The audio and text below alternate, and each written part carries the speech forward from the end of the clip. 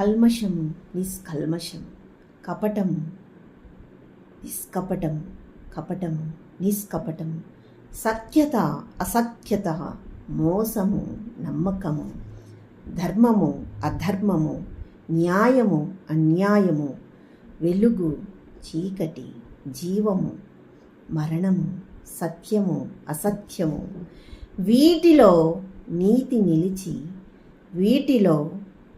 నిలిచి త్రాసునందు ఒక ప్రక్క